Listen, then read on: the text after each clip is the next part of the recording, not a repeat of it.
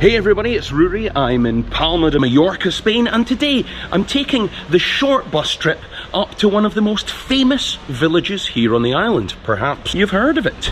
It's called Valldemossa.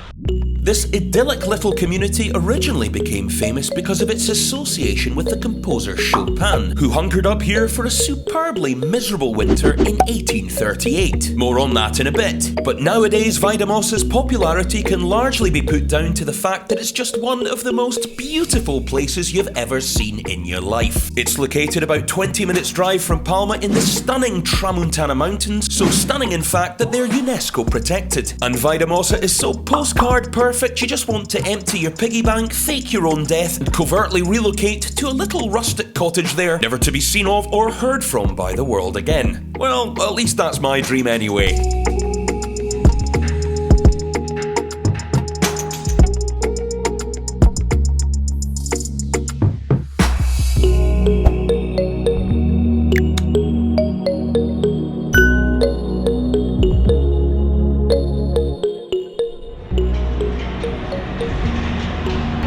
I think we've got a bus in 4 minutes. As soon as I arrived, 4 minutes to find platform number 9.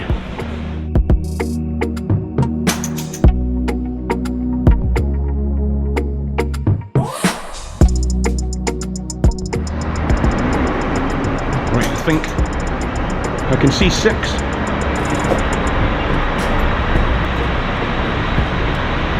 Seven, 8, 9.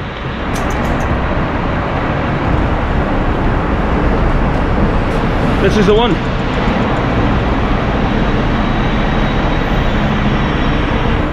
Hola, ¿qué tal? Tengo tarjeta, pero no, gracias. Perfecto.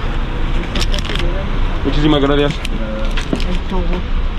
The Serra de Tramuntana, Mallorca's stunning 90-kilometre long mountain range, runs from the extreme east of the island in Andratx to the northernmost tip, the Cap de Formentor. Valldemossa is just one of several beautiful villages and towns to visit in this dramatic landscape, all of which can be reached easily by bus from the station in Palma's city centre.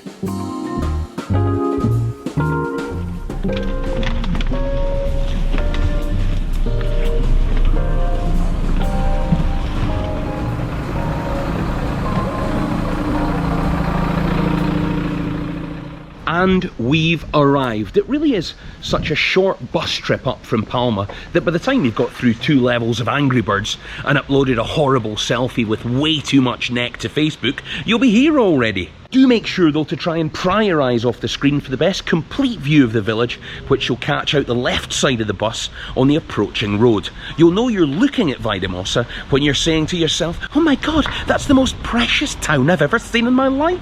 The village has around 2,000 inhabitants and is comprised of only a few main streets, a couple of small plazas, and then a tight network of residential cobbled lanes and alleyways that meander out from them. As you'll see today, this place is unbearably quaint and picturesque, and that's why it's become a tourist hotspot and one of the priciest places to pick up a house on the island. €500,000 for a tootsy 2-bed cottage is not uncommon here, and if you want a detached finca with pool and enough space for that organic vegetable garden you'll never get round to planting, you're going to be looking at a cool couple of mil easy peasy.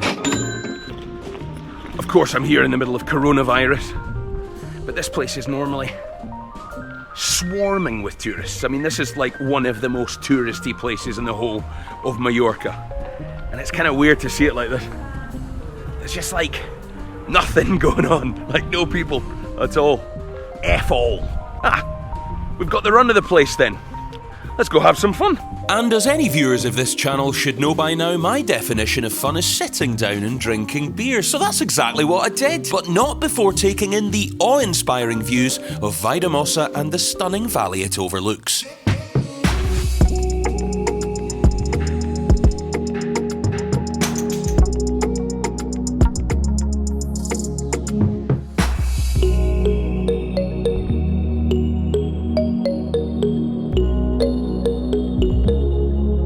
With barely 11 seconds of soaking up the vistas under my belt, it was now time for my liver to soak up some ice-cold Estrella while watching other people sightsee. Precisely my style of tourism.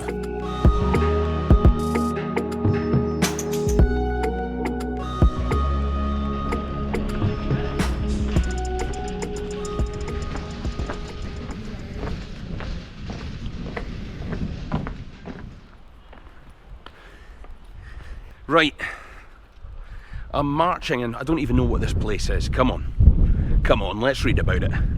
I've not done my research, because research is boring.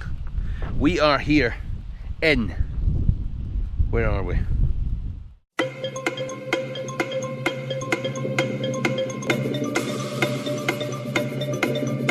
We're in the gardens of Juan Carlos. There you go, ladies and gentlemen. We're here in the gardens in the heart of Valldemossa. A beautiful arrangement of hedges, very maze-like. I mean, quite a crap maze, if that was the intention, because, well, I can see over all the hedges, so I've got my bearings perfectly. I imagine the intention wasn't to make this a maze. It's lovely though.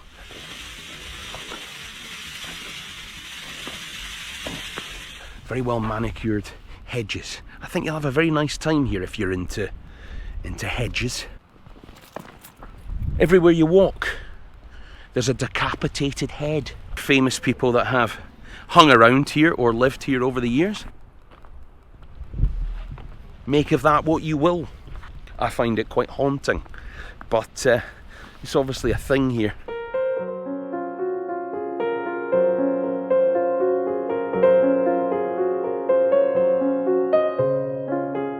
As I previously mentioned, it was the composer Frédéric Chopin that put this place on the map in the mid-1800s, when he and his French bit on the side, the famous writer George Sand, journeyed up here to escape the society gossip and icy winter of Paris.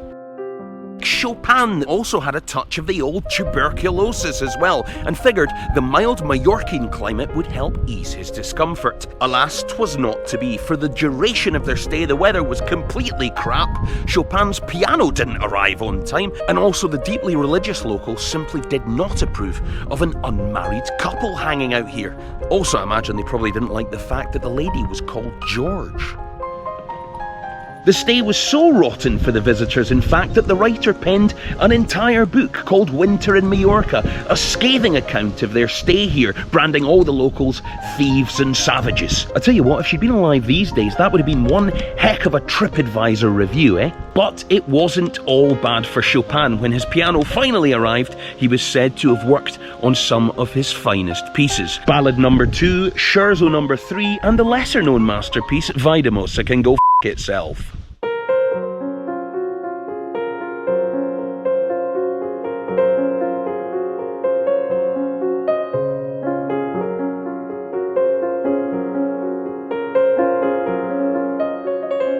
The reality of Valldemossa is every single street you go to is more beautiful than the last, so you'll spend hours stuck in one little lane, making videos, taking photos.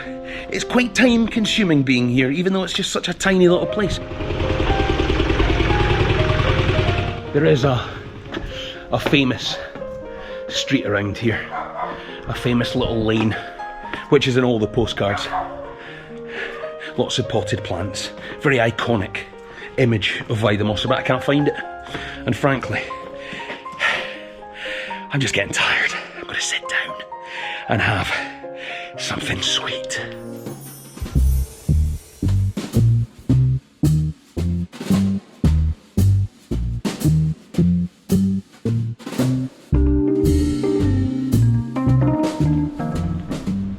You'll find this Mallorquin sweet pastry in most cafeterias and bakeries, but in Valldemossa it's an absolute institution. Coca de patata is a simple fluffy pastry made from sugar, potatoes and, wait for it, lard. It's light, delicious and perfect with a café con leche. It's also one of my favourite things to watch vegetarians eat.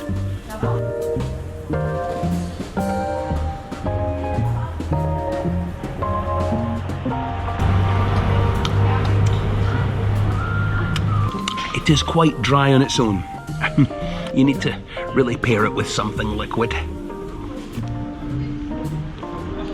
Tastes just like sausages.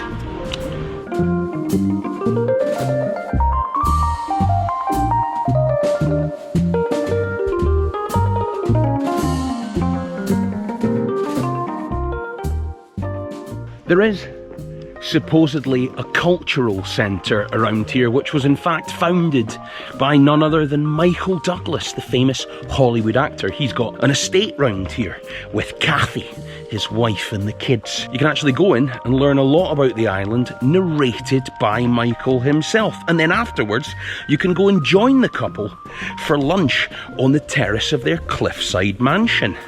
In your imagination, because you're not welcome.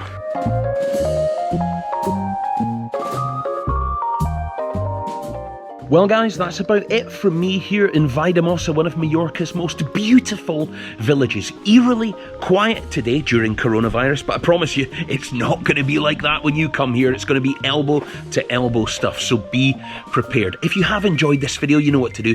Hit that like button, and also please leave me a comment. I'd love to hear from you in the comments. Have you been to Valldemossa? Have you been to Mallorca in general? Whatever the case, just give me some chat and I will surely respond to you. Guys, thanks so much for watching this video. It really means a lot, and I will see you on the next one.